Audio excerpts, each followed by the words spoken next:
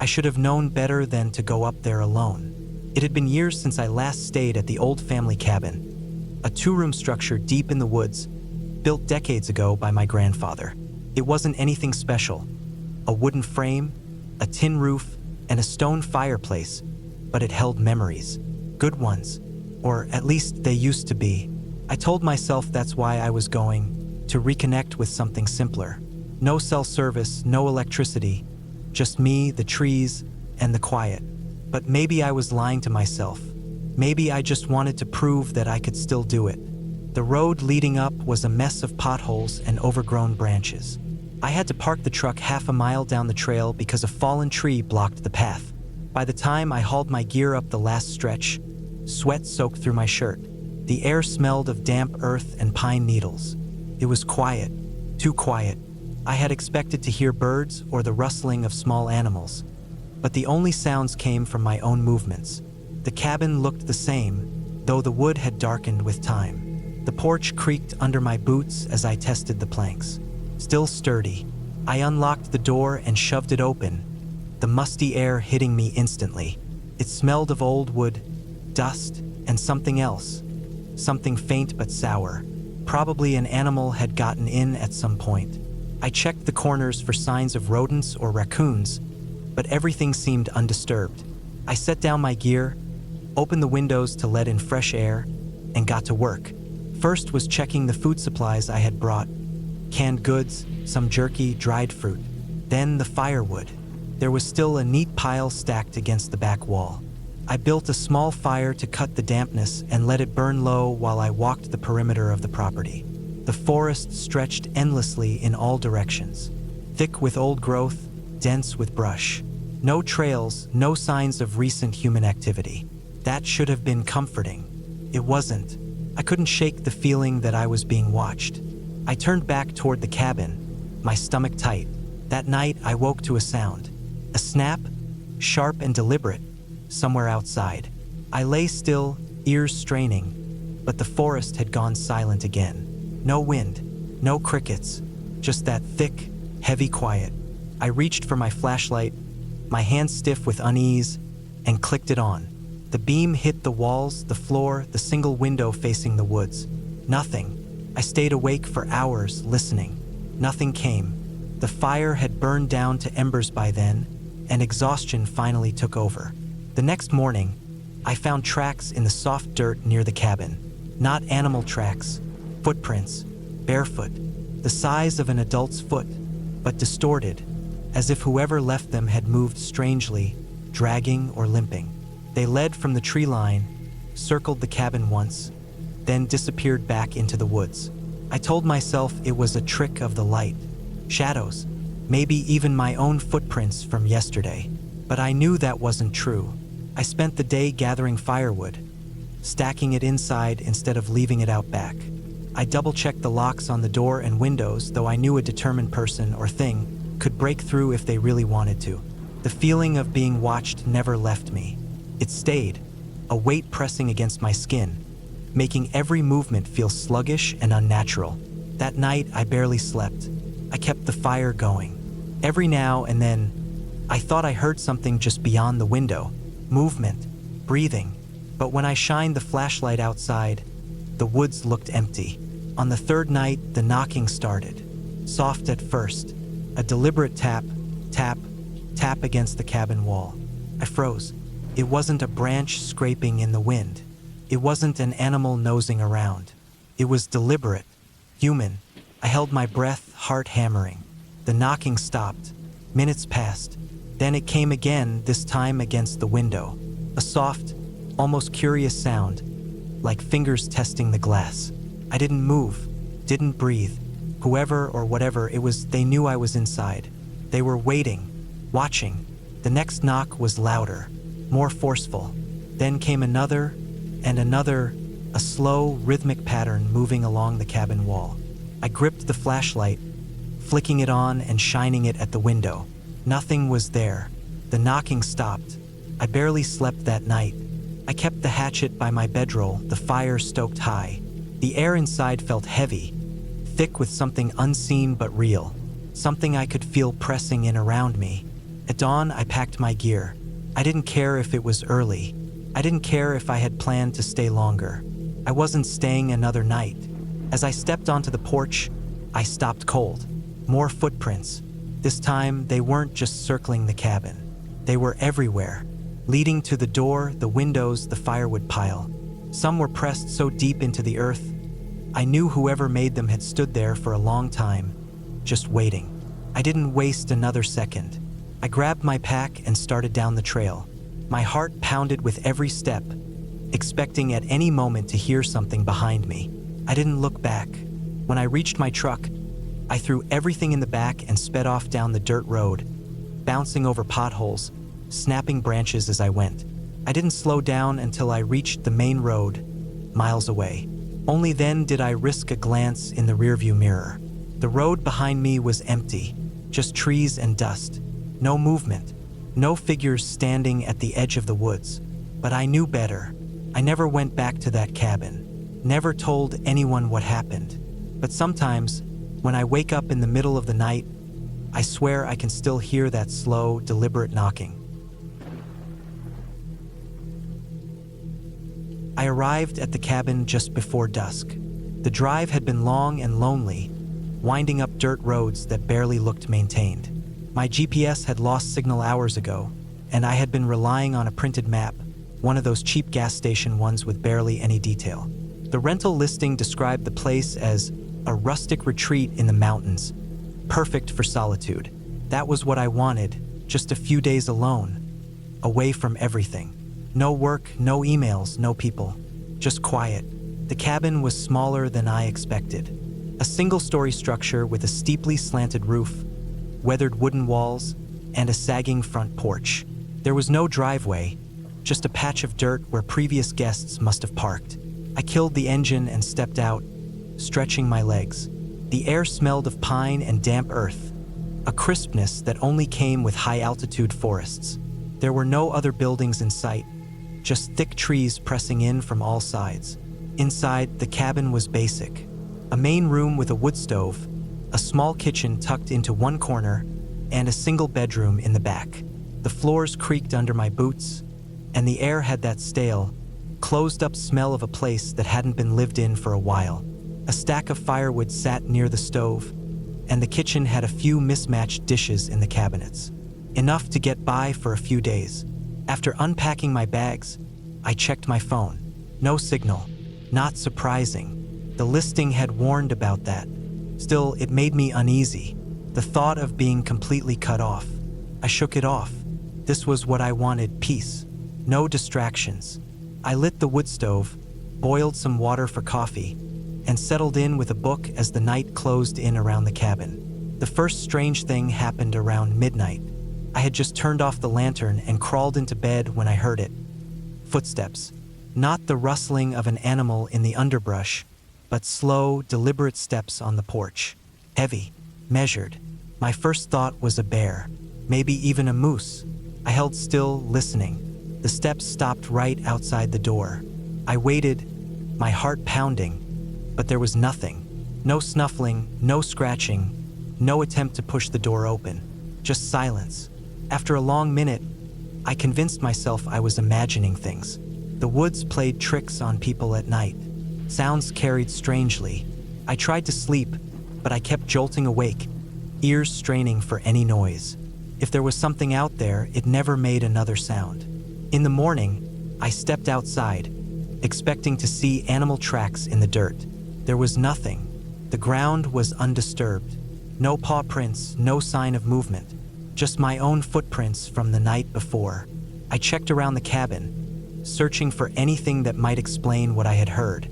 Nothing. The second night was worse. The footsteps returned, but this time, they circled the cabin. Slow, deliberate, crunching over the pine needles and dried leaves. I sat up in bed, gripping my flashlight, but I didn't turn it on. I was too afraid of what I might see if I did. My breathing was too loud, my pulse hammering in my ears. The steps circled once, twice, then stopped. Minutes passed.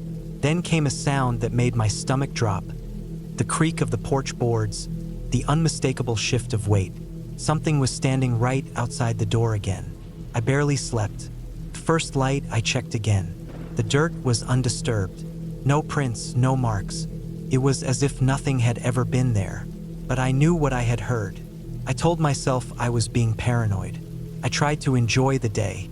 I hiked a little, stayed close to the cabin. By evening, I had almost convinced myself it had been my imagination. Until I found the knife. It wasn't mine. It was old, the wooden handle worn smooth from years of use. The blade was rusted, pitted with age, and it was stuck into the porch railing, driven deep into the wood. My stomach churned. Someone had been here. Someone had done this while I slept. I grabbed my keys, my bag, everything important, and threw it into the car. I didn't care if I had paid for another 2 nights. I wasn't staying. But when I turned the key in the ignition, nothing happened. The engine didn't even try to turn over. Dead. Panic set in. I was stranded. No cell service. No way to call for help. No one knew exactly where I was. I spent the next hour trying to get the car to start. Checking the battery, jiggling the cables, doing everything I knew how to do. Nothing worked. The sun was sinking. I was running out of time. I had to make a choice. Stay in the cabin for another night or start walking. The nearest town was at least 15 miles away. Maybe more. The thought of being out in the woods at night, alone, terrified me. But the thought of staying here, waiting for whatever was out there to come back, was worse. I packed my bag with essentials. A flashlight, a knife, some food, and a bottle of water. I locked the cabin door behind me, as if that would help. Then I started walking. The first mile was fine. The road was rough, but the moon was bright enough to see by. The trees crowded in, branches scraping together in the breeze. Every sound made me jump. I forced myself to keep moving. Then I heard it. Footsteps behind me. Not an animal. Not the wind. Footsteps. Heavy. Steady. Keeping pace with me, just out of sight. I didn't look back. I didn't want to see. I started walking faster. The footsteps quickened too. I broke into a run. My pulse was roaring in my ears. I ran until my legs burned, until my breath came in ragged gasps. I ran until I couldn't hear anything but my own heartbeat. When I finally dared to stop, everything was silent. No footsteps, no movement, just the wind through the trees. My legs were shaking. I could barely stand. I had no idea how far I had come. My only thought was to keep going. Sometime before dawn, I stumbled onto a paved road. Civilization. I almost sobbed with relief. An hour later, I flagged down a passing truck. The driver, a middle-aged man with tired eyes, listened as I told him about the cabin, about the knife, about the footsteps. He was quiet for a long time. Then he said something that made my blood run cold. That cabin's been empty for years. Last guy that stayed there went missing. Never found him. I left my car. I left everything. I never went back. A week later, I checked the listing. It was gone. I had been looking forward to this trip for months. A week in a remote cabin, alone, deep in the mountains. No people, no distractions, just me and the wilderness. I wanted to get away from everything. The constant noise of the city, the stress of work, the pressure of daily life. I needed silence. A real silence, the kind you can only find far from civilization. The drive up was long and winding. The roads were narrow, barely maintained, and littered with potholes. The deeper I went into the forest, the more I realized how isolated I was. My cell service had cut out miles back, and I hadn't seen another car for over an hour. The only signs of life were the occasional deer darting across the road and the birds circling in the gray sky above. The cabin sat at the end of an overgrown dirt path, almost hidden among the towering pines. It was smaller than I expected. A single-story wooden structure with a slanted roof, a small porch, and a lone window facing the dense trees. The wood was dark, weathered, and cracked in places, as if it had been sitting here for decades, untouched. I stepped out of my truck, the air immediately cooler than it had been in the valley below. A thick, damp smell of earth and pine filled my lungs. It was silent, except for the occasional rustle of wind through the trees. No distant hum of cars, no voices, no planes overhead, just stillness. Inside, the cabin was bare but functional. A wood-burning stove, a sagging couch, a small kitchen with a rusted sink. There was a single bedroom in the back with a narrow bed and a window covered in dust. A few old hunting magazines were stacked on a rickety wooden table. It looked like no one had been here in years. I spent the first day settling in, chopping firewood, and taking a short hike before dusk. When the sun dipped below the trees, the temperature dropped fast. I built a fire in the stove, cooked a simple meal, and read by lantern light. It was exactly what I needed, just me and the quiet. Then, at some point in the night, I woke up. It wasn't a sound that woke me, it was something else. A feeling, like the air had changed, thickened somehow. I lay still, listening. The fire had burned down to embers, casting faint, flickering shadows on the walls. I couldn't hear anything outside, but something felt off. I sat up slowly. The old mattress creaked beneath me. I reached for my flashlight and flicked it on, sweeping the beam around the small room. Nothing, just the same worn furniture, the same cracked walls. Then I noticed it, the front door. It was unlocked. I was sure I had locked it before bed. I remembered twisting the bolt, testing it to make sure it was secure. But now it was slightly ajar, just an inch or two, enough to see the darkness beyond it. A chill ran down my spine. I got up carefully, keeping the flashlight pointed at the door. My boots were by the bed. I slipped them on, feeling my pulse quicken. I reached for the hatchet I had used to split wood earlier that day and gripped it tight. I pushed the door open with the back of my hand, flashlight aimed into the darkness outside. The porch was empty. The trees swayed gently in the wind, their branches creaking. The ground was damp from the evening dew. No footprints, no signs of movement, just silence. I stepped out slowly, scanning the area. Nothing seemed disturbed, but that door hadn't opened on its own. Had I forgotten to lock it? Had the wind blown it open? No, the wind wasn't that strong. I stood there for a long time, listening. Then, finally, I went back inside and locked the door again. I wedged a chair under the handle for good measure. I didn't sleep much after that.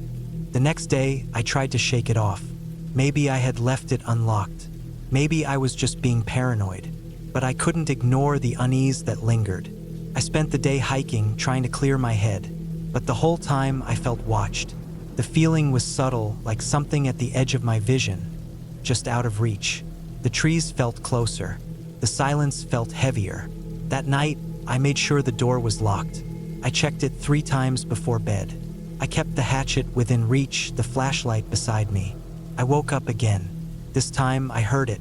Footsteps. Outside, just beyond the porch. Slow, deliberate. Not an animal. Not the random creaks of an old cabin settling. Human footsteps moving in the dirt. I held my breath, gripping the hatchet so tight my fingers ached. The footsteps stopped. Then, a long, tense silence. Then the doorknob turned. It didn't rattle. It didn't jerk. Turned smoothly, like someone testing it. Like someone who didn't need to force their way in. Someone who thought it should be open. I stayed completely still. The only sound was my own heartbeat, pounding in my ears. Then, the knob turned back, and the footsteps moved away. Slow, steady. Not running. Not afraid. I didn't move until the first light of dawn crept through the window. When I finally got up and checked outside, the ground was disturbed. A single set of footprints, leading from the trees to my door, and then back again. No car tracks, no tire marks, just footprints. I packed my things in record time, threw everything in the truck, and got out of there as fast as I could. I didn't look back. I didn't stop until I reached the main road hours later, where my phone finally had service again. When I checked the weather, I noticed something strange. It had rained the night before, hard. The ground should have been wet, muddy, soft. But the footprints, they were dry. I don't know why I thought staying in the old hunting cabin alone was a good idea. It wasn't even my cabin. It belonged to a friend of a friend, Some guy I had never met but who was generous enough to let me use it for a few days. The idea was simple. Get away from the noise of the city, enjoy some solitude, and maybe do some hiking in the surrounding forest. But as soon as I arrived, I knew something about the place felt off. The cabin itself was old, built sometime in the 60s, and hadn't seen much upkeep since. The wood siding was warped from years of harsh winters, and the metal roof was speckled with rust. There was a small front porch, but the railing was missing in places, and the single rocking chair that sat there was bleached gray from the sun. The front door had a heavy iron latch instead of a standard lock, and when I pushed it open, the hinges let out a groan that echoed into the silence. Inside, it smelled of dust, wood, and something faintly sour like old sweat. There was a stone fireplace that took up most of one wall, a wooden table with two mismatched chairs, and a sagging couch covered in an ugly plaid fabric. The kitchen area was just a counter with an ancient propane stove and a deep, stained sink. The cabinets were stocked with canned goods, most of which looked years past their expiration date.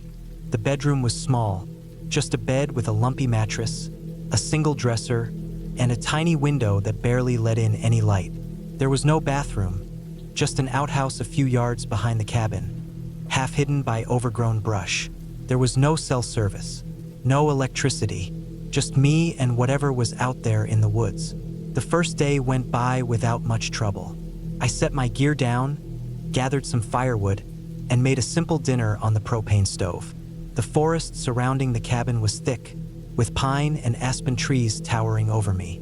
The quiet was absolute, broken only by the occasional chirp of a bird or rustle of leaves in the breeze.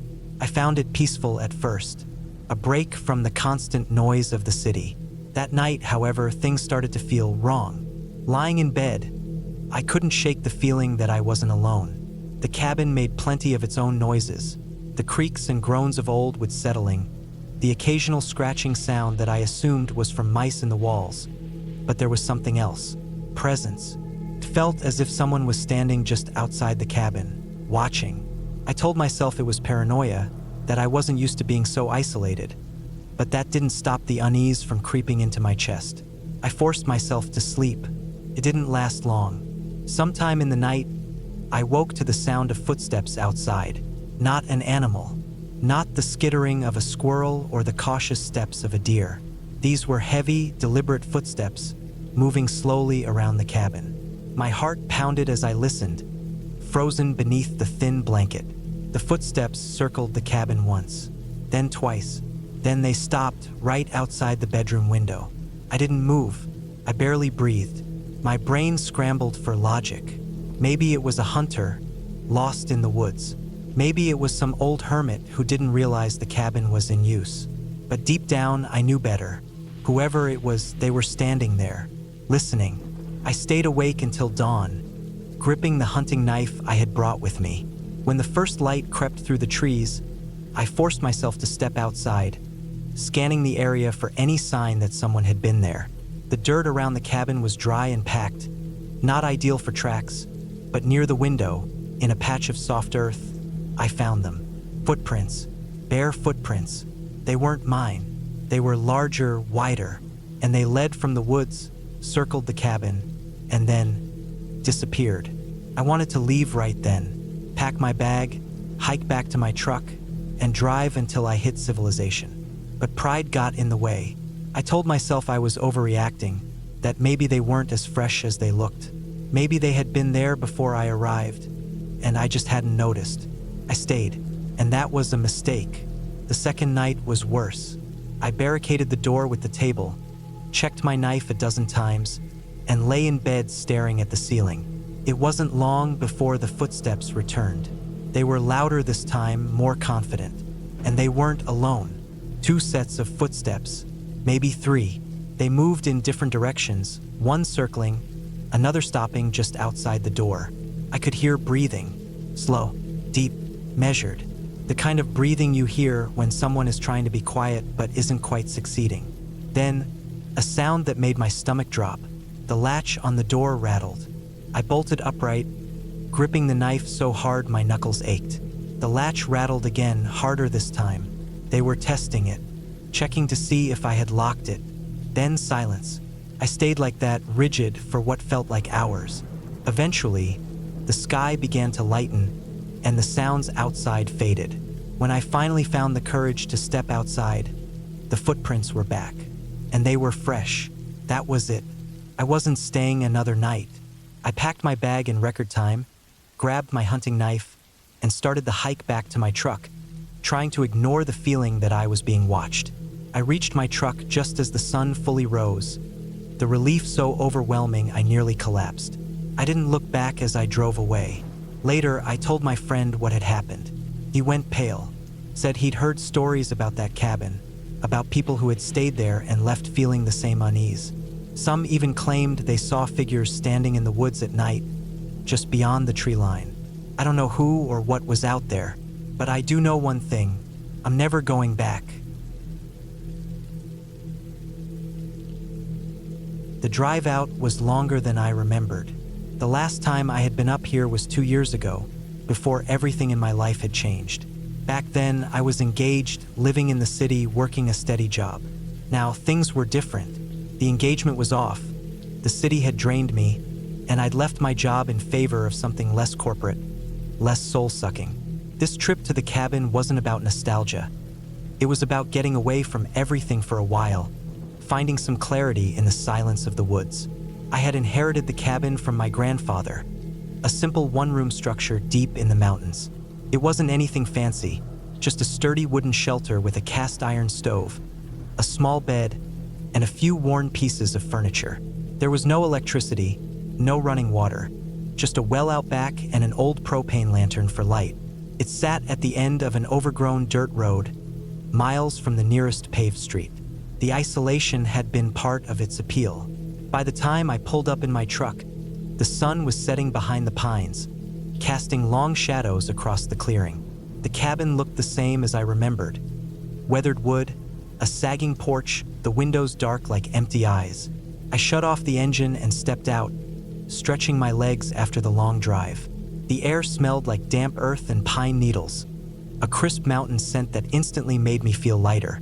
I grabbed my duffel bag and headed inside. The heavy wooden door creaked as it swung open, and dust hung thick in the air, undisturbed since the last time I'd been here. I set my bag down on the cot and checked the cabinets for supplies.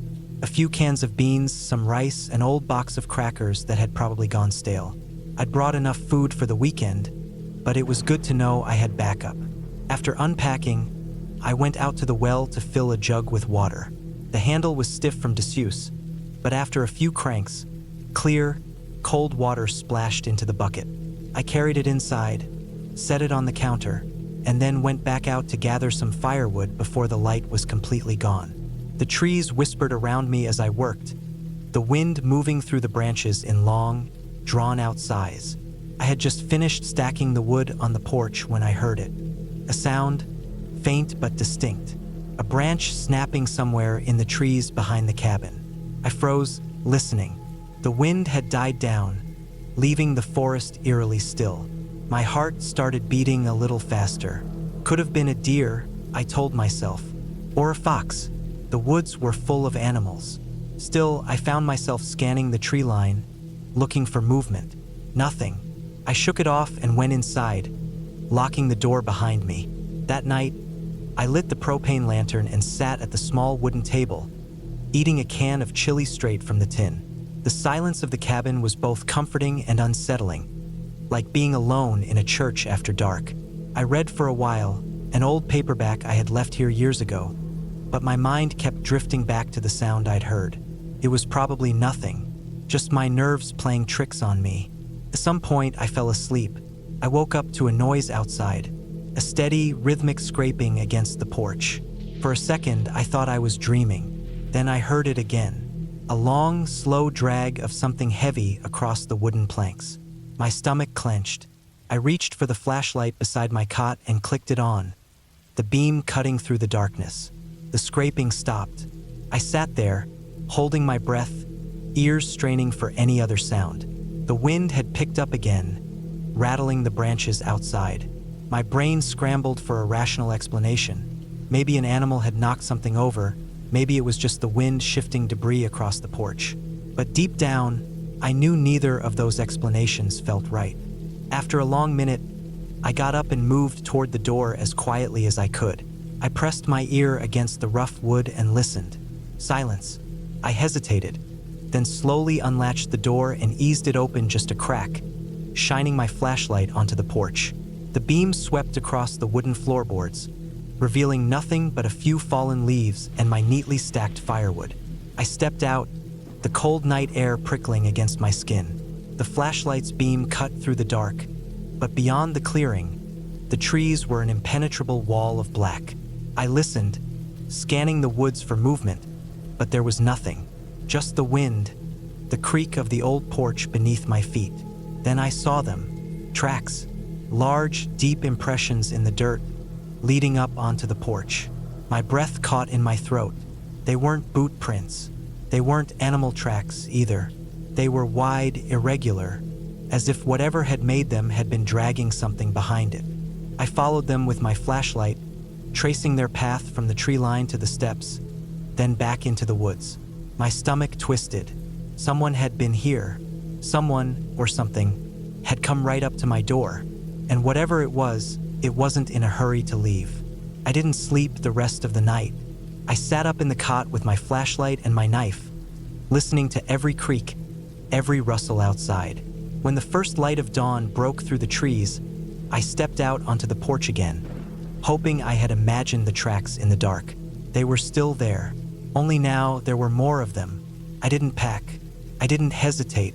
I grabbed my keys, threw my bag in the truck, and peeled out of there, my tires kicking up dirt and gravel as I sped down the old road. I didn't stop until I reached the highway, my hands gripping the wheel so tight my knuckles ached. I never went back to that cabin. I sold it the following year, never telling the buyer what I had seen. Some places aren't meant to be lived in.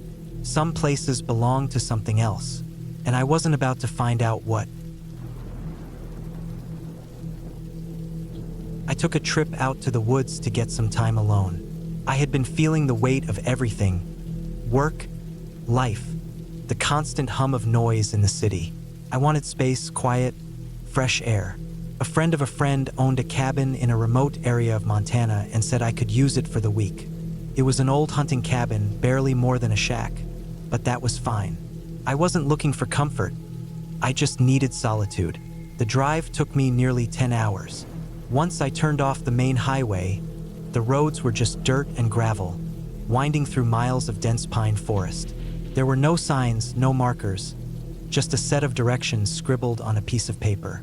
After what felt like an eternity of driving deeper into nothing, I finally spotted the cabin. It was small, built of weathered logs, with a slanted metal roof that had rust creeping along the edges. The porch sagged slightly, and the windows were covered in grime. A woodpile was stacked against the side, an old axe buried in a chopping block nearby. The air smelled of pine and damp earth. I parked my truck in the clearing and grabbed my bag. The key was under a loose board on the porch, just like the note had said. The door stuck as I pushed it open, the wood swollen from rain. Inside, it was even smaller than I expected. A single room with a wood stove, a narrow cot, a rickety table, and a few mismatched chairs. Dust floated in the shafts of light coming through the window. A couple of shelves held some canned goods, a lantern, and an old coffee pot. I set my bag on the cot and went back outside to gather some firewood before the sun dipped too low. The woods felt vast and silent. No wind, no birds, just the occasional creak of trees shifting. The quiet was unsettling. I was used to some background noise, traffic, voices, the hum of a refrigerator. Here there was nothing, just me. That first night I barely slept. The cot was stiff, and every sound made my ears perk up. The wind picked up at some point, making the trees groan. I heard a rustling noise outside, maybe 20 yards from the cabin. Could have been anything, a raccoon, a deer. I told myself that and forced my eyes shut. Morning came slow. The sky was overcast, and a light drizzle misted the air. I made coffee on the wood stove and stepped onto the porch. The ground was soft from the rain, the air thick with the smell of wet pine. I saw something strange near the tree line. At first, I thought it was a fallen log, but then I realized it was something else. Footprints, not animal prints, human, barefoot. The sight of them sent a cold chill through me. The prints were fresh, not yet blurred by rain. They led from the woods to the edge of the clearing and then stopped. No return tracks, no sign of where they went next. I felt a deep unease settle in my gut. Maybe some hiker had wandered through, maybe a local out hunting. But why barefoot? And why come this close to the cabin just to stop? I scanned the trees, saw nothing. The forest stretched out in every direction, thick and endless. I went back inside, locked the door, and forced myself to shake it off. It was probably nothing. I spent the day chopping wood, reading, trying to keep my mind occupied. But every so often, I glanced toward the tree line, half expecting to see someone standing there. That night, the rain got heavier. It drummed against the metal roof, masking every other sound. The wind howled, rattling the cabin walls. I lay in the cot, staring at the ceiling, willing myself to sleep. Sometime in the night, a sound cut through the rain. A sharp, deliberate knock. I froze. Came again. 3 solid knocks against the wooden door. Every hair on my body stood on end. I didn't move, didn't breathe. My mind raced. Who would be out here in the middle of the night in the rain? The nearest town was miles away. I reached for my flashlight, clicked it on, and aimed it at the door. I didn't call out. Didn't want whoever was out there to know I was awake. The cabin had one window, but it was too fogged up with moisture to see clearly. Minutes passed. Nothing. No more knocks. Just rain and wind. I sat up slowly, my heartbeat pounding in my ears. Then I heard something else, a slow, dragging sound, like someone shuffling their feet through the wet leaves. It circled the cabin, moving deliberately, stopping just beneath the window. I didn't move.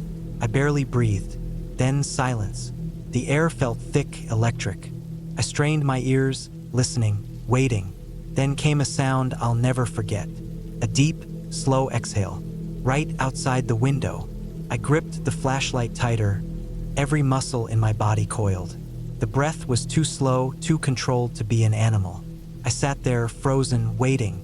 Then, as suddenly as it had come, it was gone. I stayed awake until dawn.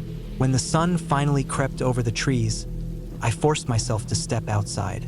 The rain had washed away most of the footprints, but near the window, I saw them again. Barefoot prints, deep in the mud, standing perfectly still. Whoever it was had been there for a long time. Watching, I packed my things in record time, threw my bag in the truck and didn't look back. I drove out of there fast, not stopping until I reached the highway. I never told my friend what happened, never asked who else knew about the cabin. I just knew I would never go back. I had been driving for hours, winding through the dense forest, the road narrowing as I went deeper into the mountains. The rental cabin was supposed to be isolated, a quiet retreat where I could clear my head, away from the chaos of everyday life. I had planned this trip for weeks, wanting nothing more than to be alone in nature. No cell service, no distractions. Just me, the woods, and a few books. The sun was already sinking behind the treetops when I finally pulled up to the cabin. It was smaller than I expected. A simple wooden structure with a slanted metal roof and a wraparound porch. A single, dim porch light flickered as I stepped out of the car. The air smelled of damp earth and pine, and the only sounds were the rustling of leaves in the wind and the occasional chirp of insects. It was exactly what I wanted, peaceful, empty.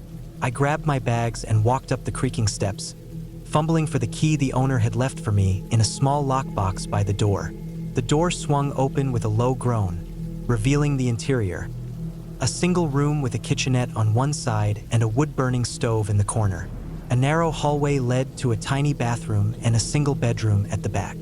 Everything was rustic but clean. The windows were large, letting in the last bit of daylight, though the thick trees outside cast long shadows across the floor. I set my bags down and went through the usual routine, checking the windows, locking the door, testing the water in the sink to make sure everything worked. There was no Wi-Fi and my phone showed no bars of service. That was fine. That was the point of this trip. The first night passed without much incident. I made a simple dinner, read for a while, and fell asleep to the sound of crickets outside. But by the second night, I started to notice things. Little things. First, it was the noises. I chalked them up to the cabin settling, the wind shifting the trees, a faint tapping against the wall, a soft creak on the porch. Normal sounds, I told myself. The kind of things you hear in an old building in the woods. Then there were the tracks. I had gone for a short hike that afternoon, taking a path that looped around the property. When I returned, I noticed fresh footprints in the dirt near the porch. Not mine. These were larger, deeper, like someone heavy had been walking around. I crouched down, studying them. They led from the edge of the trees to the front steps, then back into the woods.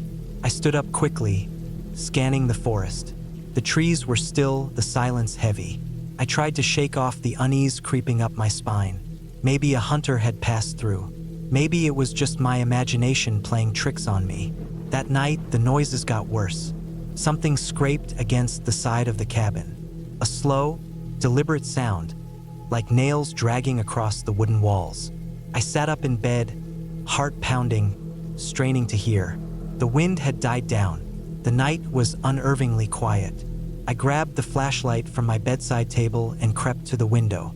The beam of light cut through the darkness, illuminating the porch and the trees beyond. Nothing moved, but the feeling of being watched was overwhelming. My skin prickled, and I stepped back from the window, forcing myself to breathe evenly. It was probably a raccoon, I told myself. A bear, maybe. Something looking for food. I barely slept that night, every creak and rustle keeping me on edge. When morning finally came, I stepped outside, feeling the chill of the dawn air. That's when I saw the scratches on the wall. Long, deep gouges running parallel down the wooden planks. Too high for an animal, too deliberate.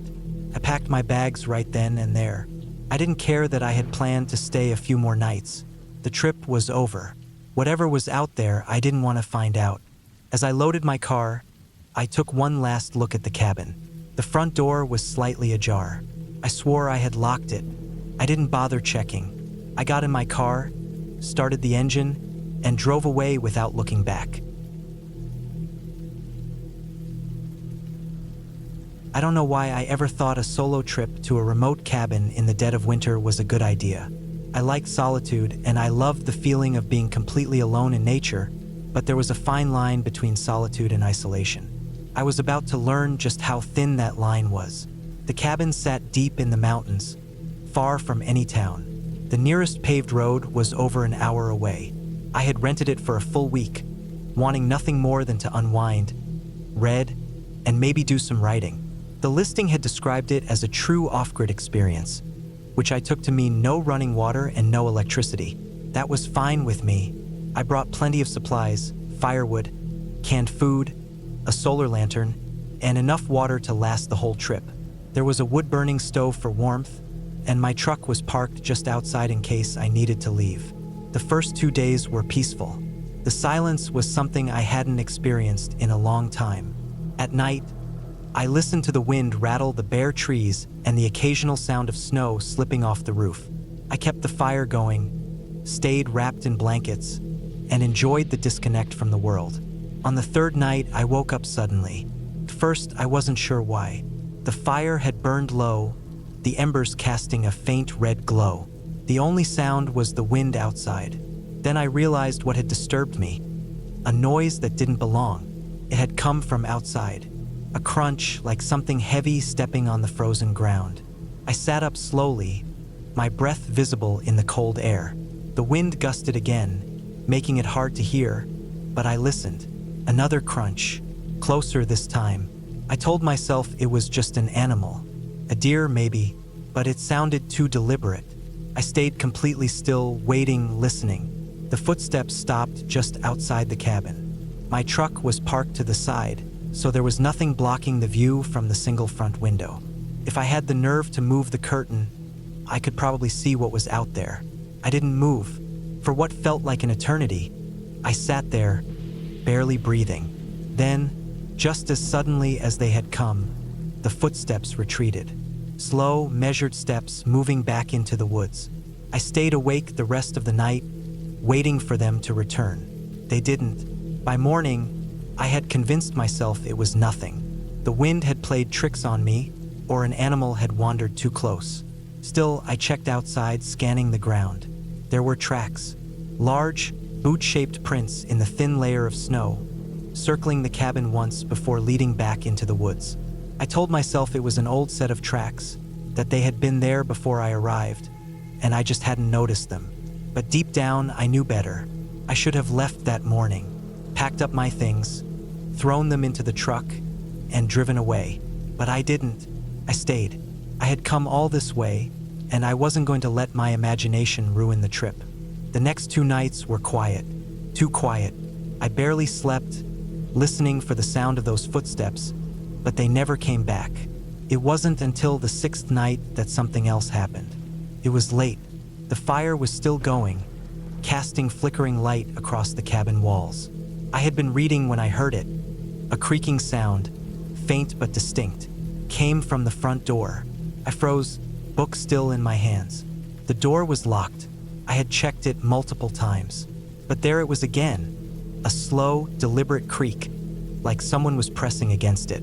I got up slowly, my heart pounding. There was a shotgun mounted on the wall, something the cabin owner had left, but I had no idea if it was loaded. I grabbed the fire poker instead, gripping it tightly. I stood there, staring at the door, waiting for it to move. Didn't. Minutes passed. The wind howled outside, but nothing happened. Finally, I forced myself to move. I crept to the window just enough to peek out. Nothing, just darkness and snow. I didn't sleep the rest of the night. By the time the sun rose, I had made my decision. I was leaving. I packed my things quickly, barely taking the time to eat. I went outside to start the truck. The driver's side door was open. I knew I had locked it. I checked every door before I went to bed. But now it was wide open, snow dusting the seat. I climbed in, my hands shaking as I reached for the keys in my coat pocket. I turned the ignition. Nothing. Not even a click. I tried again. Still nothing. The truck was dead. Panic set in. I was miles from the nearest road with no cell service, no way to call for help. I could hike out, but it would take hours in the snow. And the idea of walking through the woods knowing someone had been outside my cabin all week made my skin crawl. I forced myself to think. The battery was dead, but maybe it was just the cold. I popped the hood, went to check, and stopped cold. The battery was gone. Someone had taken it. Not just tampered with it, not just cut the wires, they had removed it completely. I stumbled back, my breath coming in short gasps. I turned in a slow circle, scanning the trees, feeling more exposed than I ever had in my life. I had no choice. I grabbed my pack, took only what I needed, and started walking. I kept my head down, moving fast, listening for any sound behind me. I didn't hear anything, but I felt it. The weight of unseen eyes watching, waiting. I walked for hours, my legs aching, my fingers numb. Just as the sun started to dip behind the mountains, I reached the main road. A single car passed, and I ran into the middle of the road, waving frantically. The driver stopped. I barely remember what I told him, just that I needed help. He took me to the nearest town, where I called the cabin owner and the police. They sent someone out to check the property. They found the truck, the cabin, my abandoned gear, but no footprints, no signs that anyone had been there at all. They told me it was probably an animal that had scared me, that my truck battery had been stolen by some random thief passing through. But I knew better. I never went back to that cabin. I never even tried to retrieve my things. Some nights, though, I still hear those footsteps in my dreams, circling just outside, waiting for me to open the door. I had rented the cabin for a week. It was supposed to be a getaway, a break from the constant noise of the city, a chance to breathe in fresh air and let my mind settle. It was a simple structure, a single-story log cabin tucked deep in the woods, far from any neighbors.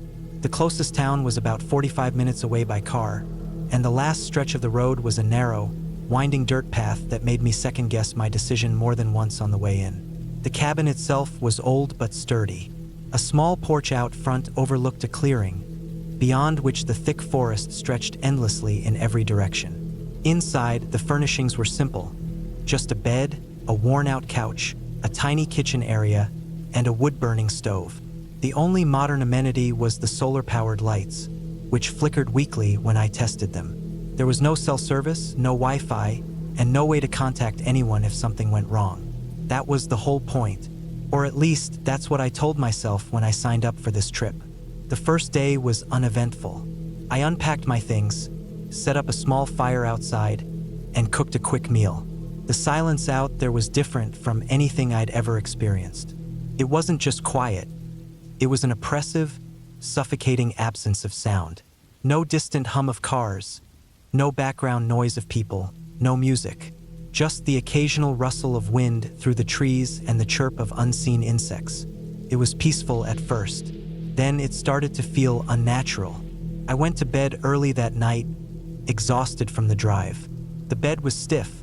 The blankets smelled faintly of mildew, but I managed to drift off.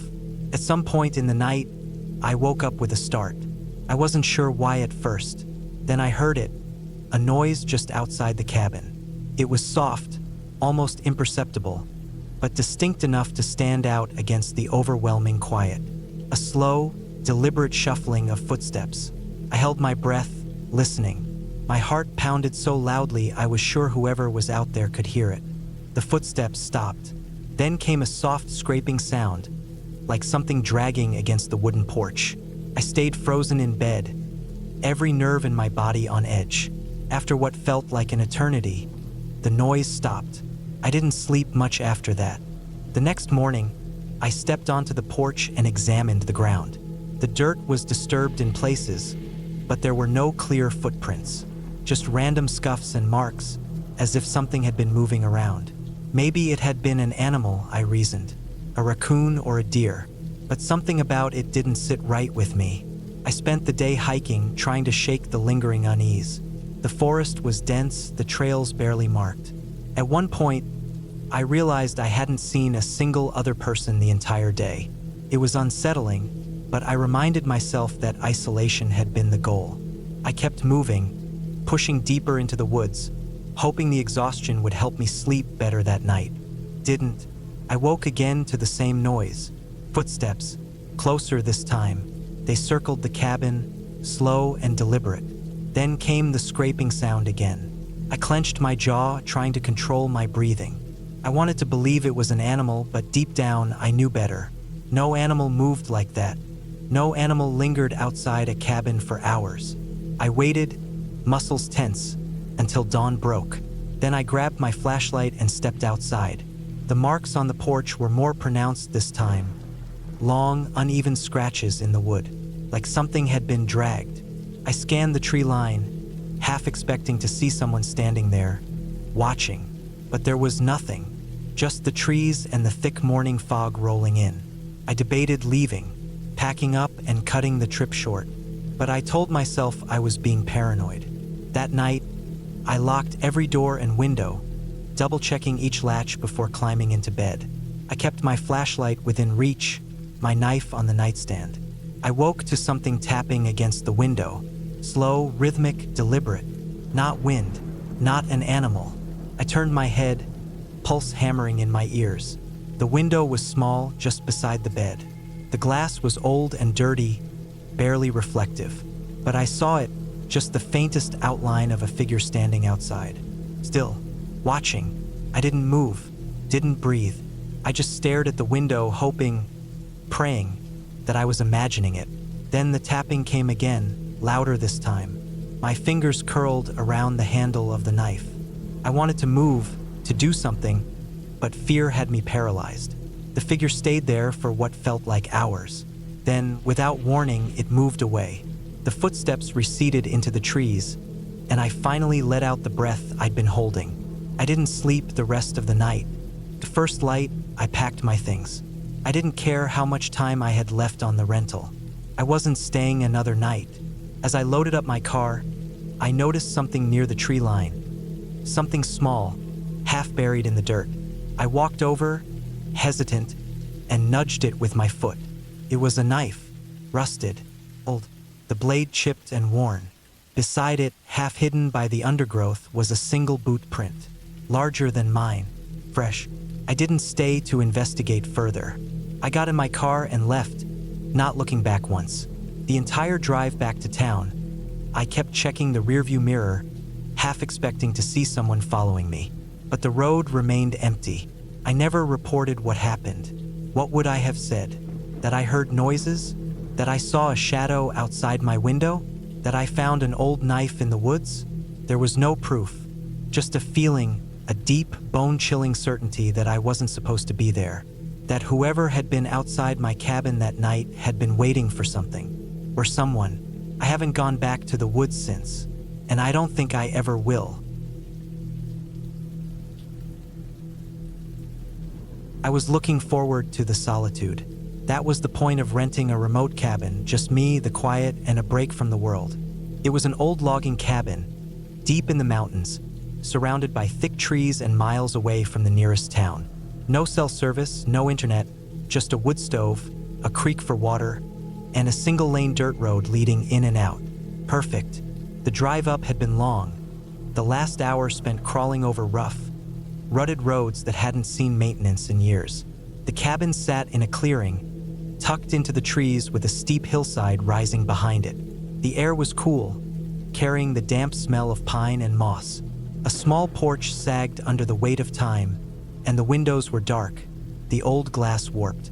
It looked exactly like the photos, worn but sturdy, isolated, exactly what I wanted.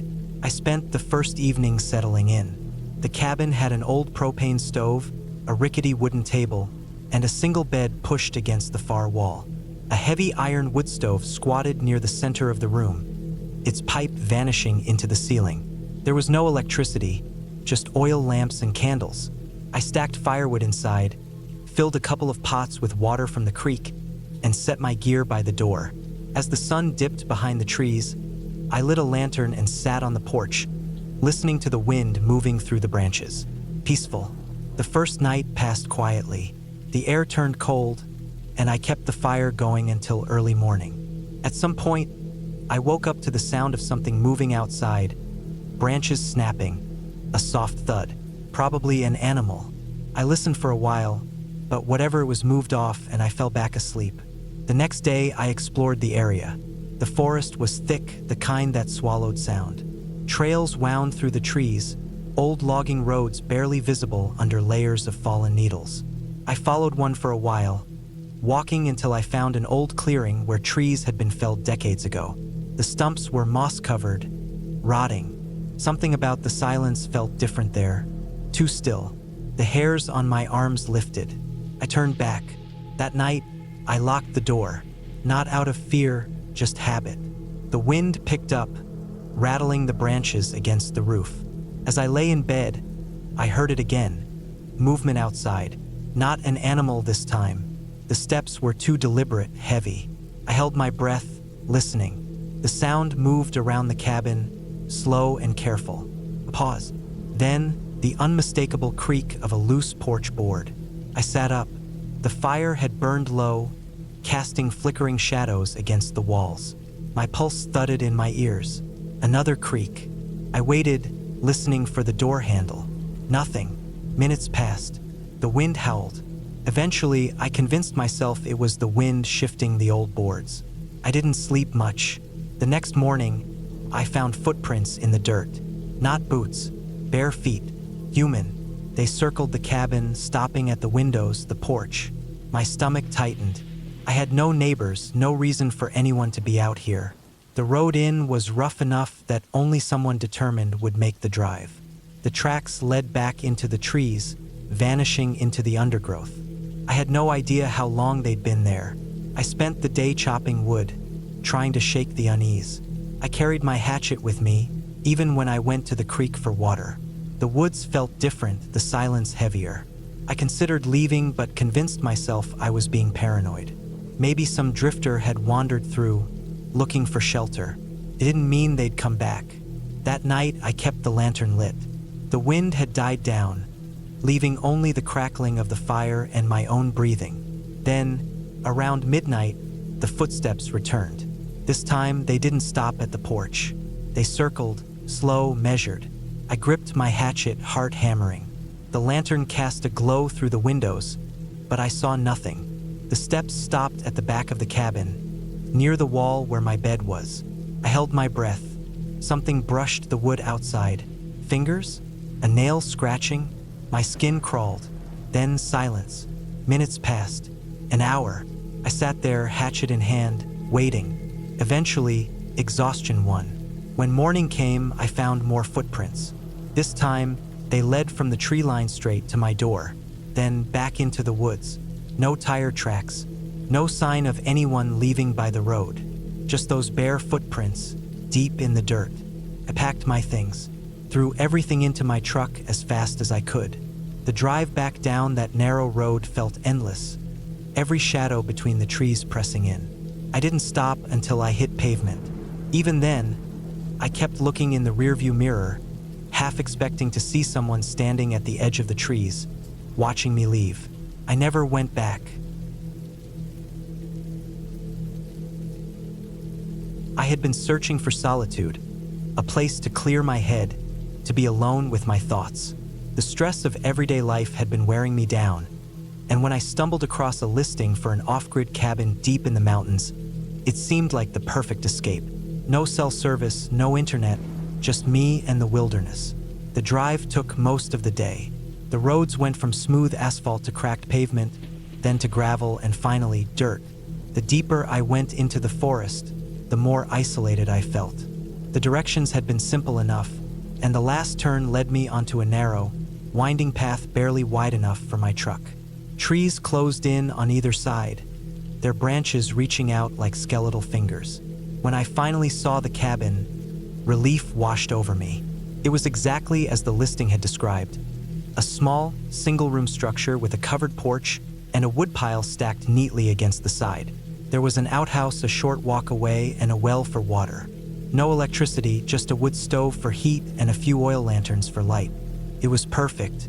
I spent the first few hours settling in. I unpacked my supplies, chopped some wood, and made sure everything was in order. As the sun began to set, I lit one of the lanterns and sat on the porch, taking in the stillness.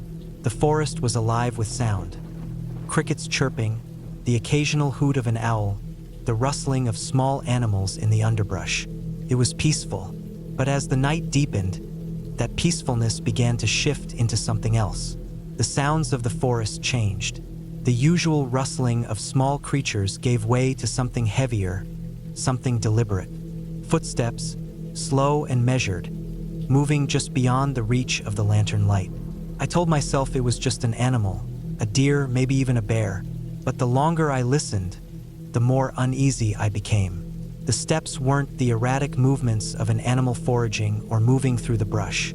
They were steady, purposeful, almost human. I strained my ears, trying to pinpoint the source, but the darkness made it impossible.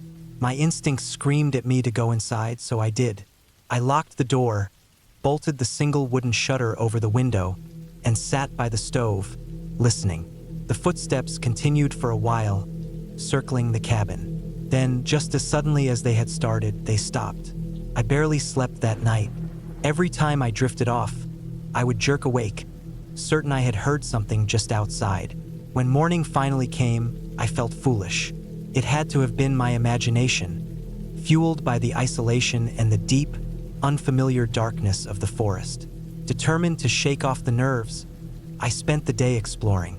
The woods were dense, the undergrowth thick, but I followed an old hunting trail that wound up a ridge behind the cabin. From the top, I could see for miles.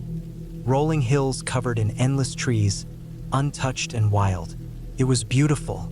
On my way back, I noticed something that made my stomach tighten. Near the cabin, just off the path, the underbrush was disturbed. The ground was scuffed up, and there were deep impressions in the soil. Footprints, not animal tracks, but boots. Someone had been walking around near my cabin. I forced myself to stay calm. Could have been an old hunter's trail. Maybe someone had passed through recently, but the thought didn't sit well with me. The prints looked fresh. That night, I made sure the fire was stocked and the lanterns were filled.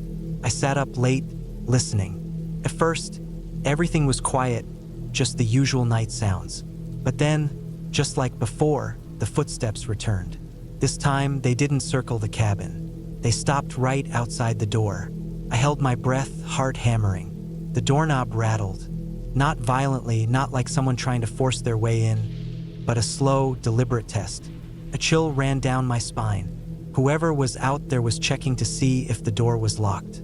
I reached for the axe I had brought inside earlier and gripped it tightly. The rattling stopped, and for a long moment, there was silence. Then the footsteps moved away, fading into the forest. I didn't sleep at all. When morning came, I stepped outside cautiously, axe still in hand. There were fresh footprints in the dirt, leading from the tree-line to my door. They weren't mine. I followed them a short distance before they disappeared into the undergrowth. I had planned to stay for a week. By that point, I was seriously reconsidering, but I told myself I was being paranoid. There was no proof that whoever had been outside meant me any harm. Maybe it was a lost hiker, maybe someone just passing through. Still, I couldn't shake the feeling of being watched. That day, I kept my axe close, my ears tuned to every sound. And when night fell, I made sure everything was locked up tight. I barely breathed as the footsteps returned, closer this time. Then I heard something that made my blood run cold. A slow, deliberate scraping against the wooden wall of the cabin. Something was dragging along the outside, circling me. Then, a faint, rhythmic tapping on the window shutter. Not forceful, just enough to let me know that whoever was out there wanted me to know they were there. I had had enough. I wasn't going to wait around to find out what their intentions were. I grabbed my keys, my bag, and my axe and waited for the noises to stop. When they finally did, I crept out onto the porch, scanning the darkness. I didn't see anything, but I could feel eyes on me. I made my way to my truck as quickly and quietly as possible, my heart pounding. I turned the key and the engine roared to life. Headlights flooded the clearing, and for a split second, just before I threw it into drive, I saw movement at the tree-line. Someone stepping back into the shadows. I didn't wait to see more. I gunned it, tearing down the dirt path, not looking back. I drove straight through the night, only stopping when I reached the first gas station miles away. Only then did I let myself breathe. I never went back for my things. I never even contacted the person who rented me the cabin. I didn't want to know. I just wanted to forget. But I can't, because sometimes when I'm alone at night, I hear it again. That slow, deliberate tapping. And I wonder if whoever was out there that night has found someone else to visit. I had been looking forward to this trip for weeks. A remote cabin deep in the woods, away from everything.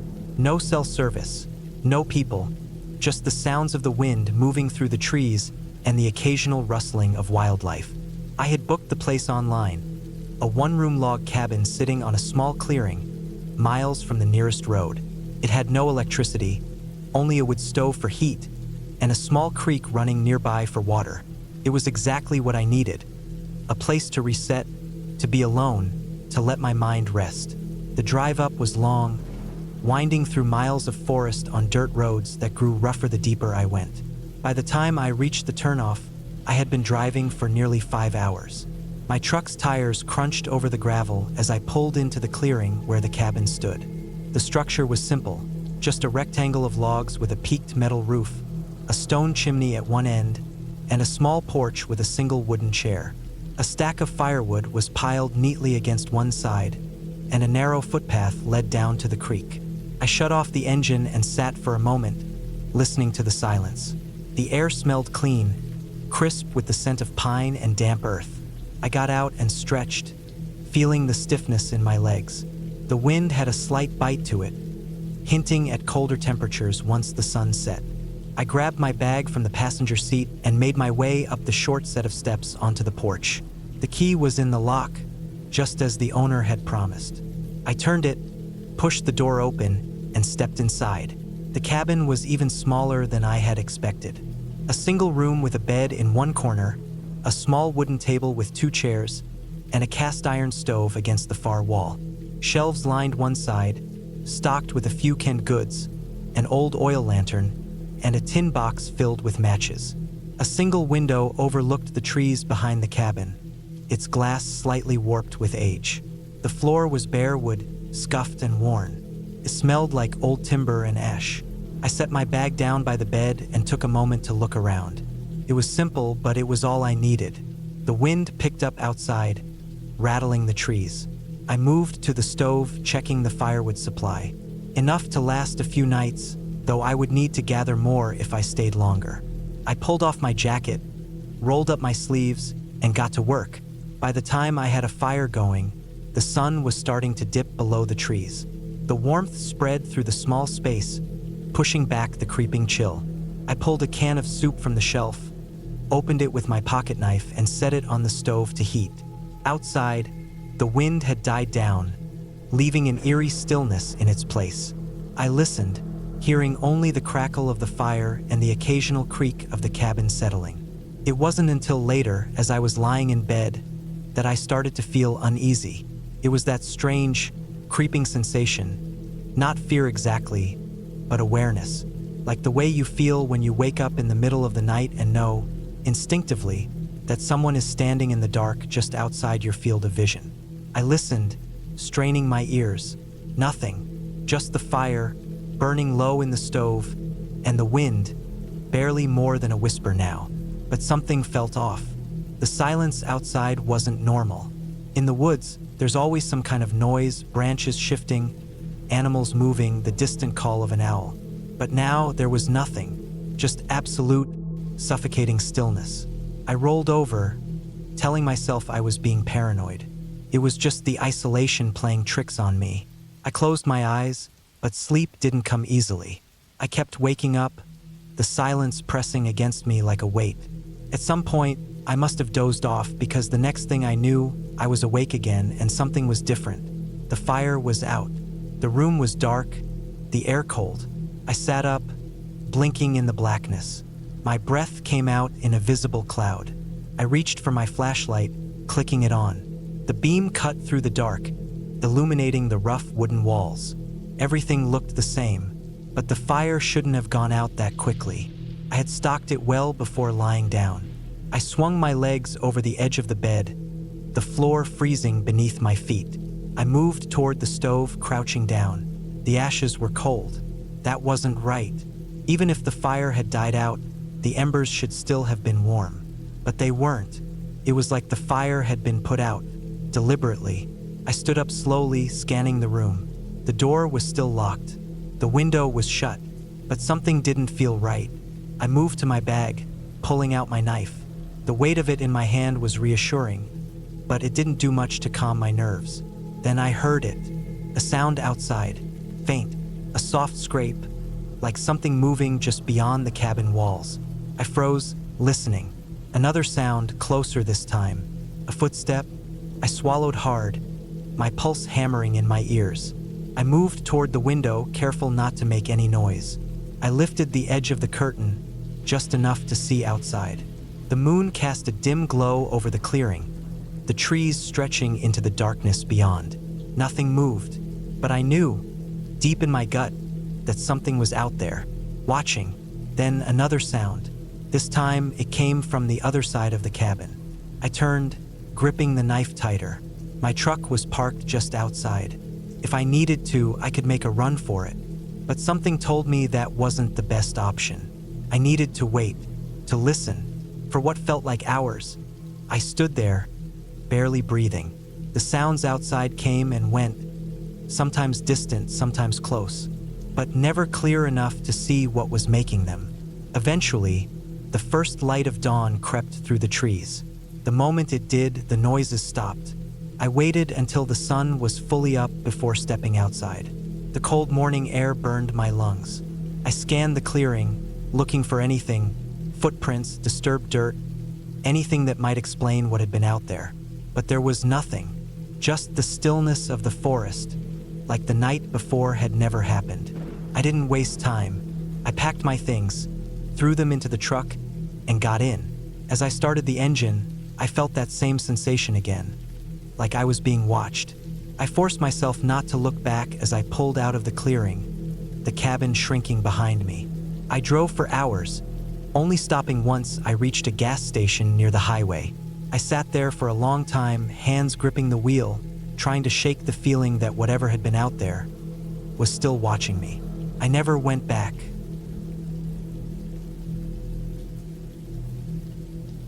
I could feel the road changing beneath my tires long before I saw the turnoff.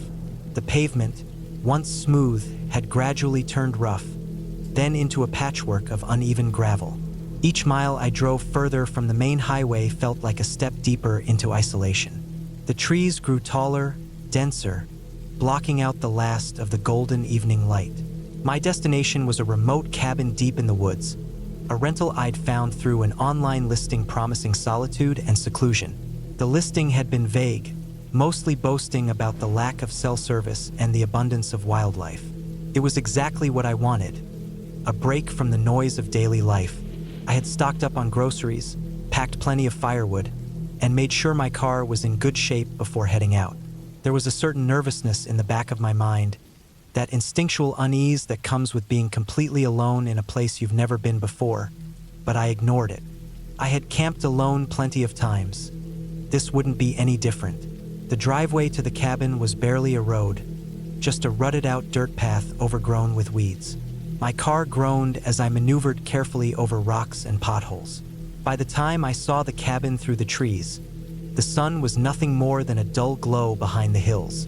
The cabin was smaller than I expected, just a simple A-frame with a wraparound porch, perched at the edge of a thick forest. No neighbors, no other signs of civilization, just the sound of the wind in the trees and the distant call of some unseen bird. It was perfect.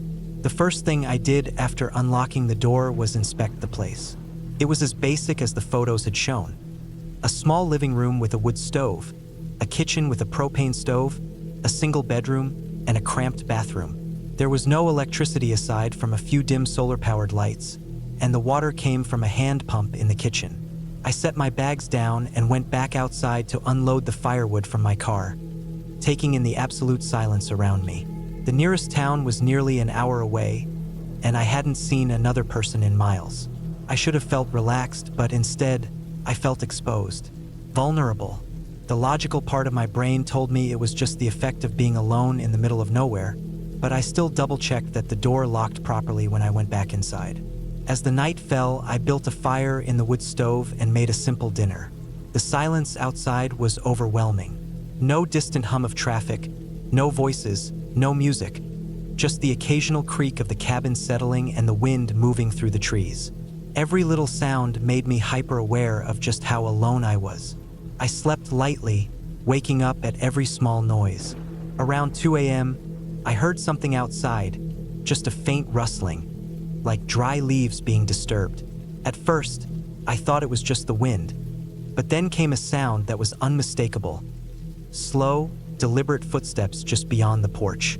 I held my breath, straining to listen. The footsteps were steady, moving from one side of the cabin to the other. Too slow to be an animal, too heavy. My body tensed as I lay motionless in bed.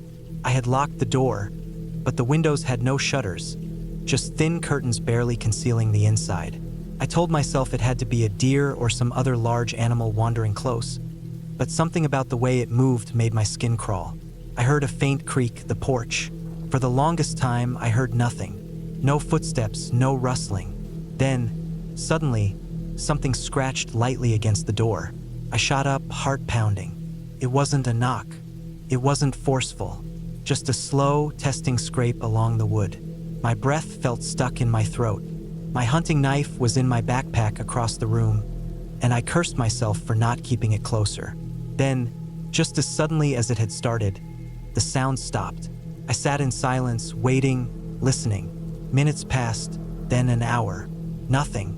By the time the first hint of daylight broke through the trees, I convinced myself it had been an animal. Maybe a raccoon or a porcupine. Something harmless. Still, I checked outside as soon as it was bright enough to see. The dirt around the cabin was dry, but near the porch, I found footprints. Human footprints. Barefoot. I stared at them, my skin crawling. They weren't fresh, already slightly disturbed by the wind, but they were clear. Someone had walked around my cabin during the night. Someone had stood on the porch, listening. I packed my things in under 5 minutes. The drive back to the highway was the longest I had ever taken. Every turn in the road felt like it was hiding something watching me. I didn't stop until I reached the nearest town. When I returned the key to the rental company, I asked about the cabin's history, about the area. The man behind the desk just shrugged. "Nobody's rented that place in a while," he said. "Too far out for most people. You're the first in months." I didn't tell him about the footprints. I didn't tell anyone. But I knew one thing. Whoever had been outside my cabin that night, they weren't lost. They weren't a hiker who had wandered too far. They had been waiting, and they had been barefoot. I had been looking forward to this trip for months. A full week alone in a remote cabin deep in the woods. Just me and the quiet. No emails, no traffic, no noise. Just the sounds of nature and the crackle of a fire. I had rented the place through a small, independent site that catered to people like me, people who wanted solitude and didn't mind being off-grid. The drive took longer than I expected. The last stretch of road was a barely maintained dirt path winding through dense trees. I had to slow down to a crawl to avoid the potholes and rocks, the forest pressing in on either side. By the time I reached the cabin, the sun was dipping behind the trees, casting long shadows across the clearing. The place was small but sturdy, built from thick logs with a wraparound porch. There was a woodpile stacked neatly against the side, and a stone chimney jutted up from the roof. The nearest neighbor was over 10 miles away, and cell service had cut out at least an hour back. I unlocked the door and stepped inside. It smelled of pine and dust, the air cool and slightly damp. The interior was simple, one main room with a wood stove, a small kitchen area, a table with 2 chairs, and a narrow staircase leading up to a lofted sleeping area. There was a single window above the sink and another beside the front door. Both were grimy but intact. After unloading my supplies and lighting a few candles, I built a fire in the stove. The warmth spread slowly through the cabin, easing the evening chill. I ate a quick meal and sat on the porch, watching the last light fade behind the trees. The silence was complete. Not a car, not a voice, not even the hum of distant electricity. Just the wind in the branches and the occasional call of a night bird. It was perfect. ####. The first night, I woke to a sound outside. At first, I thought it was just the wind, but as I lay still, listening, I heard it again. Something moving through the trees. A deliberate crunch of leaves, the snap of a small branch. I held my breath, straining to hear more, but it faded into the distance. Probably an animal, I told myself. A deer, maybe a coyote. I had chosen this place specifically because it was remote. I had to expect wildlife. Still, I lay awake for a long time, staring at the dark ceiling, waiting for the sounds to return. They didn't. ####. The second day was uneventful. I spent the morning exploring the area, hiking down to a small creek I had seen on the map. The water was icy cold, rushing over smooth stones, clear enough to see fish darting beneath the surface. The forest felt different in the daylight, less oppressive, more alive. I even found an old hunting stand, half collapsed and overtaken by moss. I spent the afternoon chopping wood and reading on the porch. As the sun set, I made dinner and sat by the fire, enjoying the quiet. But as darkness settled over the trees, I couldn't shake the uneasy feeling from the night before. I locked the door and double-checked the windows before heading to bed. ####. That night, I heard the sound again. Closer. It was the same careful movement through the trees, slow and deliberate. This time, I sat up, heart pounding, straining to see through the small window. The moon was hidden behind clouds, and the forest was a black void beyond the glass. Then, a soft, unmistakable sound. A footstep on the porch. I froze. The fire had burned down to embers, casting weak, flickering light across the room. My breath sounded too loud in the silence. Another step, closer to the door. I reached for the flashlight on the bedside table and clicked it on, aiming the beam toward the cabin entrance. The light caught the wood grain of the door, the handle unmoving. Nothing through the window, no shadows. I sat there for what felt like hours, gripping the flashlight, waiting, but the footsteps didn't return. Eventually, exhaustion won, and I drifted into uneasy sleep. ####. The third day, I found the footprints. They were in the dirt around the porch, deep impressions, heavier than any animal, the shape unmistakably human. Someone had been there. I felt a sick drop in my stomach. Had they been watching me? Had they tried the door while I was asleep? I scanned the treeline, but there was nothing, just trees and shadows. The woods felt different now. The silence was no longer peaceful. It was suffocating, unnatural. I thought about leaving, packing up, and driving back to civilization. But it could have been a hiker passing through, someone who had no idea the cabin was occupied. Maybe they had seen the lights and moved on. I tried to convince myself of that. That night, I kept the hatchet next to my sleeping bag. ####. On the fourth night, the knocking started. It came just after midnight, a slow, deliberate tap-tap-tap on the front door. I sat up so fast my head spun. My skin prickled, every nerve in my body on edge. The knocking came again, steady, unhurried. I didn't move. I didn't breathe. I wanted to call out, to demand who was there, but my throat had closed up. The fire had burned low again, barely illuminating the room. The flashlight sat on the table just out of reach. Then the doorknob rattled. Something slammed against the door, hard enough to shake the walls. I scrambled out of bed, grabbing the hatchet. Another impact, something heavy hitting the wood, the hinges creaking under the force. I had locked it. I knew I had. And then, silence. I stood there, my breath coming in shallow gasps, staring at the door. The seconds stretched into minutes. Nothing. No more knocking. No more rattling. Just the fire's faint glow and my own hammering heartbeat. I didn't sleep after that. ####. By morning, I had made my decision. I packed everything in record time, throwing my gear into the truck and locking up the cabin behind me. I didn't look for more footprints. I didn't check the woods. I just got in and drove, forcing myself not to look in the rearview mirror. The whole drive back, I kept expecting to see something in the trees, figure, a shadow, anything, but the forest was still. I never went back to that cabin. I never reported what happened. What would I have said? That someone had watched me? That they had waited until the dead of night to let me know they were there? No one would believe me, but I knew, and I would never go back.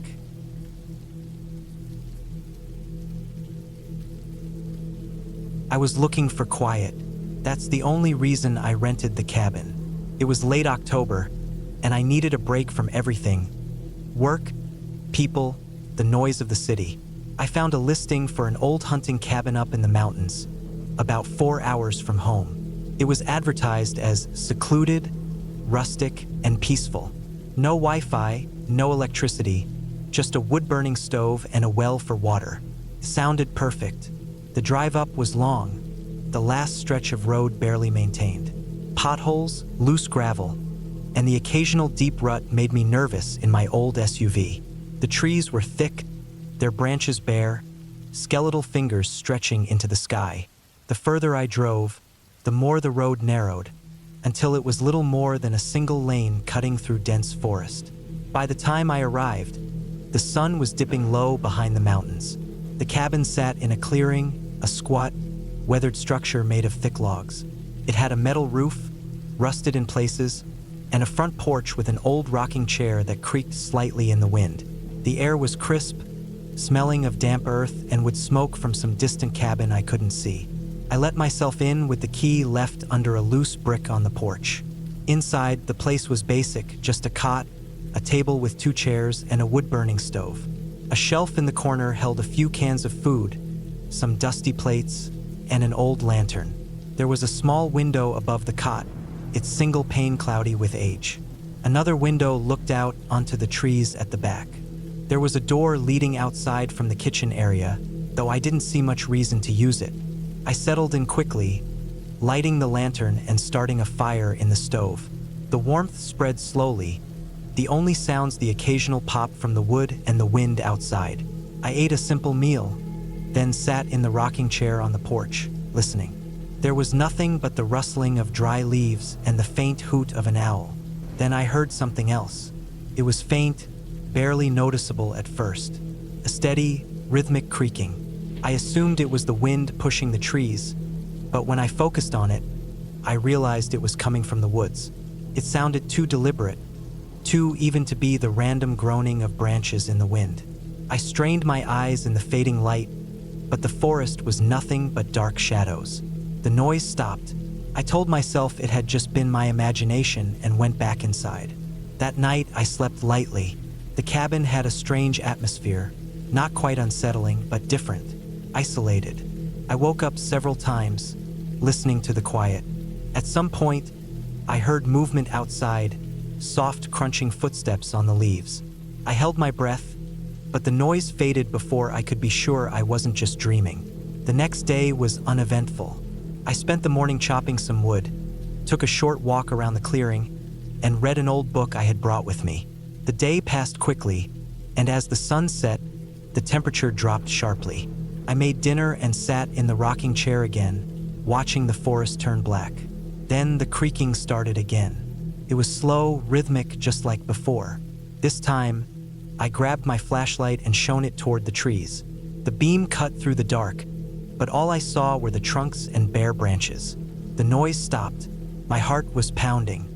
I listened for another minute, then went inside, locking the door. That night, I was woken by something moving outside. It wasn't the wind. It was footsteps, slow and deliberate, crunching on the dead leaves. My breath caught in my throat as I listened. Whoever or whatever it was, they were moving around the cabin. I could hear the sound shifting from one side to the other. Then came a soft scraping noise, like something dragging along the wooden walls. I grabbed the axe I had brought inside earlier and sat up in bed, holding my breath. The noise stopped for what felt like hours. Then, just as I was starting to convince myself I had imagined it, there was a single knock on the front door. A slow, heavy knock. I didn't move. My pulse pounded in my ears. Another knock, just as deliberate as the first. Then silence. I stayed like that for the rest of the night, gripping the axe until my fingers ached. No more knocks came, but I heard movement just outside the window, the occasional crunch of leaves.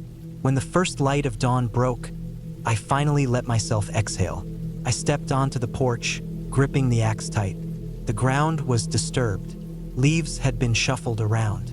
Something had definitely been outside my cabin. I walked around the perimeter, my nerves tight. Then I saw them. Footprints. Human footprints, large and deep, leading from the trees to my cabin and then away again. I didn't stay another night. I packed my things and left, driving as fast as I could down that rutted road. I never found out who or what had been out there. Maybe it was a hunter, some drifter, or just some backwoods lunatic. But one thing was certain. I had not been alone in that forest. I never went back, and I never will. I had been searching for a secluded place to unwind, somewhere far away from the noise of the city. After weeks of looking, I found a listing online for a cabin deep in the woods of northern Montana. It was advertised as remote, with no cell service and miles away from the nearest town. That was exactly what I wanted. A week alone, just me and the wilderness. The drive out there was long, stretching nearly 8 hours from my home. The last 2 hours were nothing but winding dirt roads cutting through dense forest. My truck kicked up dust as I navigated the narrow path, the trees crowding in on either side, thick and towering. The directions had been clear. Follow the road until I saw a small wooden sign nailed to a tree that read, "Private Property." Beyond that, a barely visible turnoff led to the cabin. When I finally arrived, the sun was low in the sky, casting an orange glow over the clearing. The cabin stood there, simple and sturdy. A single-story wooden structure with a wraparound porch, dark green shutters, and a heavy wooden door. There was a small woodshed about 20 yards away and an old water pump next to it. Behind the cabin, the forest stretched endlessly, untouched and silent. I stepped out of my truck, breathing in the crisp, pine-scented air. The silence was almost overwhelming. No distant hum of traffic, no voices, no modern intrusions. Just the rustling of leaves and the occasional chirp of a bird. It was perfect. I unlocked the door and stepped inside. The interior was cozy, with wooden walls and a stone fireplace. A small kitchen area with an old-fashioned stove and a battered wooden table sat to the left. To the right, a single bedroom with a narrow bed and a dresser. Everything was clean but had that unmistakable aged smell, like wood that had soaked up decades of smoke and solitude. After unloading my gear, I lit the oil lamps scattered around the cabin and started a fire in the hearth. There was no electricity, but that was fine. I had brought plenty of supplies: canned food, a hunting knife, a rifle in case of wildlife, and enough firewood to last me through the week. It was shaping up to be exactly the quiet retreat I had hoped for. That first night was peaceful.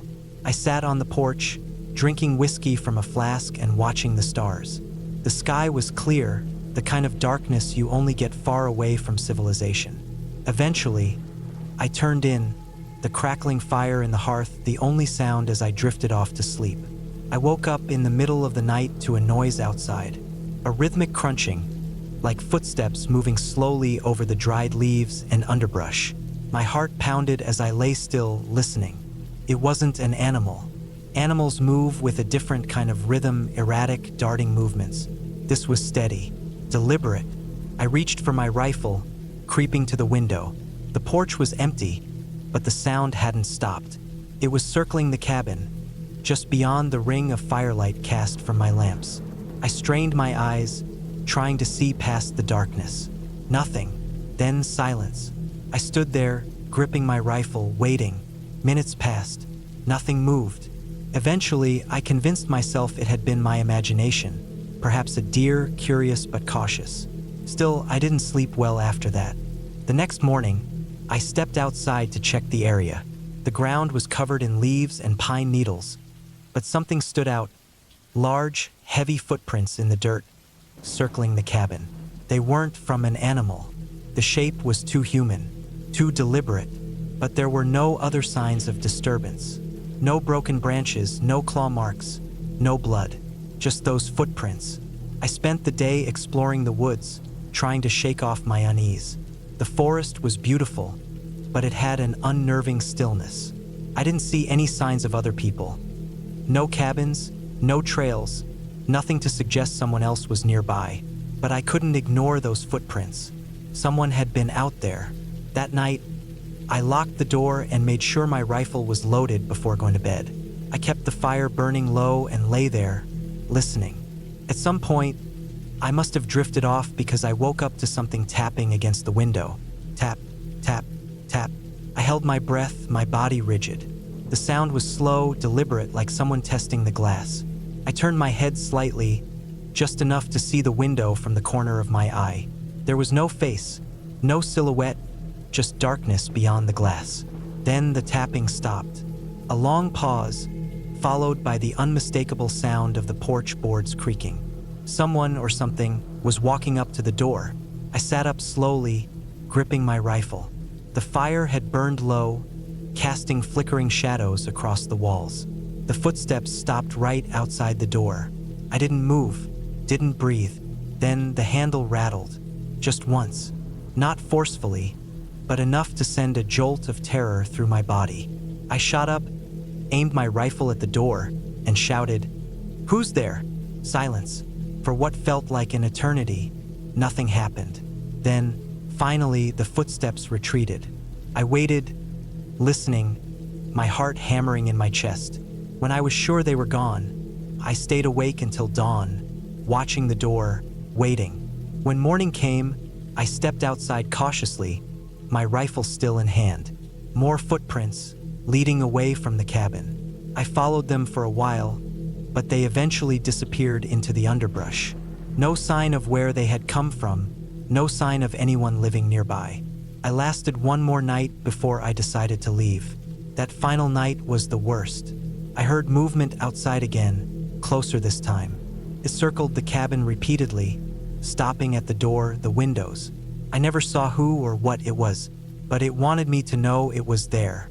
As soon as the sun rose, I packed my gear and left, driving down that long dirt road without looking back. I never reported it. What would I even say? That someone had been out there watching me? That I had spent 3 nights alone in a cabin with something just beyond the firelight? Waiting? I never went back. To this day, I don't know who or what was out there. But I know one thing. I was not alone in those woods. It started as a simple plan. A week alone in a remote cabin, deep in the woods, far away from everything. I wanted to disconnect from the noise of daily life, to let my mind settle in the quiet. It wasn't my first time doing something like this. I had spent plenty of nights alone in the wilderness, camping or renting isolated cabins, and I never once felt afraid. This time felt no different, at least at first. The cabin was a small, one-room structure with a lofted sleeping area, a wood stove, and a narrow porch. It sat about 10 miles from the nearest paved road, surrounded by thick pine and aspen forest. There was no running water, only a hand pump outside, and electricity came from a small solar panel that barely kept the lights on after dark. I had a satellite phone for emergencies, but beyond that, I was completely alone. That's exactly what I wanted. The first 2 days were peaceful. I spent my time chopping wood, hiking the narrow trails around the cabin, and sitting by the creek that ran a few hundred yards down the slope. Nights were quiet, just the occasional hoot of an owl or the rustle of some small animal in the underbrush. The solitude was perfect, but on the 3rd night, things started to change. It was past midnight when I woke up, feeling uneasy. I wasn't sure why. The cabin was silent, no wind, no rain, nothing out of the ordinary. Yet, something felt off. I listened, waiting for a sound, a reason for my unease. Nothing, just the stillness pressing against my ears. I tried to convince myself it was nothing, just my mind adjusting to the isolation, but I couldn't shake the feeling that something wasn't right. The next morning, I went about my routine, but I noticed something strange. The pile of firewood I had stacked near the door was disturbed. A few logs had rolled several feet away, lying in the dirt. It wasn't windy, and no animals around here were big enough to knock them over like that. Maybe I had stacked them poorly, I told myself, but I knew that wasn't true. That night, I made sure to secure the door tightly before bed. The latch was simple but sturdy. Nothing could push it open from the outside. I laid in my sleeping bag, staring at the wooden ceiling above me, listening. At some point, exhaustion won over and I drifted off. I don't know how long I slept before I woke up again, this time to a sound. A faint scratching just outside the cabin. It wasn't the frantic scrambling of a rodent or the occasional rustle of a raccoon. It was deliberate, slow, dragging. I sat up, heart pounding. The sound continued, moving from one side of the cabin to the other, just beneath the porch. I didn't move. I barely breathed. After what felt like forever, the sound stopped. I waited, straining to hear anything, but all I got was silence. Slowly, I reached for the flashlight beside my sleeping bag and clicked it on. I hesitated before standing, then moved toward the door. My fingers hovered over the latch, but I didn't open it. I wasn't sure I wanted to know what was out there. Instead, I pressed my ear against the wood, listening. Nothing. The next morning, I found deep scratches in the porch wood, parallel lines, like something had dragged its nails across the surface. My first thought was a bear, but the spacing was too narrow, the marks too precise. And besides, bears don't just scratch around a cabin in the middle of the night without trying to break in. I spent the day on edge, checking my surroundings, looking for any sign of an animal or a person. I found nothing. No tracks, no signs of disturbance beyond the porch. Still, I couldn't shake the unease that settled deep in my stomach.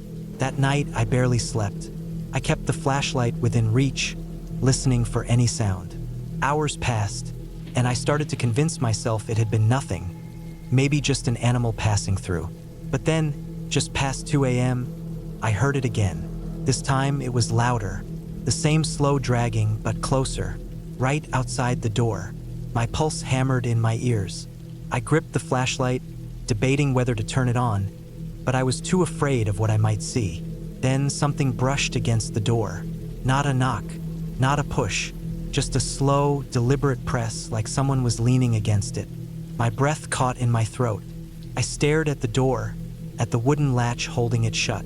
Then, just as suddenly as it had started, the pressure disappeared. The silence stretched on for what felt like hours, but eventually, exhaustion took me, and I slipped into a restless sleep.